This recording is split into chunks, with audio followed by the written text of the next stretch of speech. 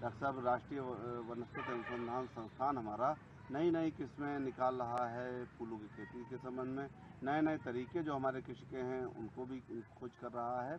इसके साथ ही हमारे जो किसान भाई पूरे प्रदेश में काफ़ी दूर तक हमारे किसान भाई करते हैं फूलों की खेती। तो इन प्रजातियों को कहाँ से प्राप्त कर सकते हैं, पौध सामग्री को कहाँ से प्राप्त कर सकते हैं, कैसे पहचाने सही पौध सामग्री को, इसके संदर्भ में क्या जानकारी देना चाहेंगे? संस्थान ने फूलों की खेती को लोकप्रिय बनाने के लिए ग्लैडुलस की और गुलदाउदी की, गुलाब की, रजनीगंधा की, इनकी किस्में विकसित की हैं।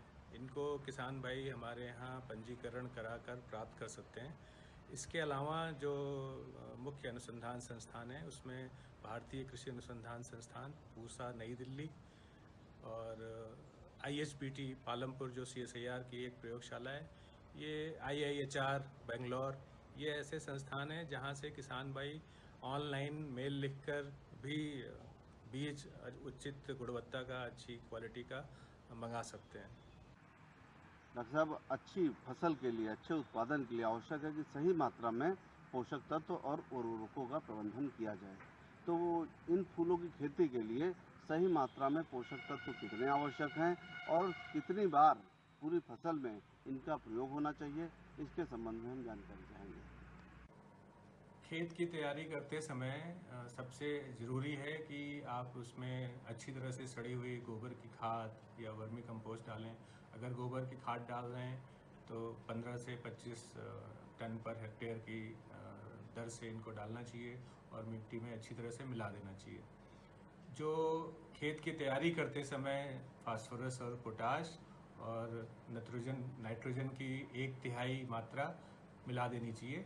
साधारणतः इन तीनों फसलों में 100 से 120 किलो नाइट्रोजन और 70-80 किलो फास्फोरस, 70-80 किलो पोटेशियम ये देना होता है। तो इसका अर्थ ये है कि लगभग 50 से 60 किलो नाइट्रोजन, जो आधी मात्रा हुई, या फसल को देखते हुए अगर आपकी बलुई मिट्टी है खास तौर से, तो नाइट्रोजन की मात्रा 1/3 दे सकते हैं और बाकी 1/3 को 45 दिन और 90 दिन के अंतराल पर यूरिया डाल के माध्यम से डाल सकते हैं।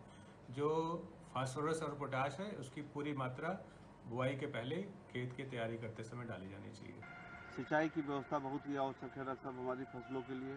सिंचाई कैसे करी जाए, कौन सा तरीका सिंचाई का सही रहेगा और कितने दिनों के अंतराल पर हमारी फूलों की फसल में सिंचाई आवश्यक होगी? जाड़े की जो फसलें हैं उनमें सिंचाई और जल निकास दोनों पर बहुत ध्यान देने की आवश्यकता है। बरसात के दिनों में अगर बारिश हो जाती है जाड़े के दिनों में, तो जल निकास की उचित व्यवस्था होनी चाहिए। साधारणतः 12 से 15 दिन के अंतराल पर सिंचाई करना चाहिए और ख़ास तौर से जो ग्लैडुलस है, ग्लैडुलस में पानी का भराव ना हो, ये अवश्य देखा जाता है। और उसकी जो क्यारियाँ बनाई जाती हैं उनको मेड़ पे इसीलिए लगाया जाता है कि पानी रुके ना और कार्म सड़े नहीं।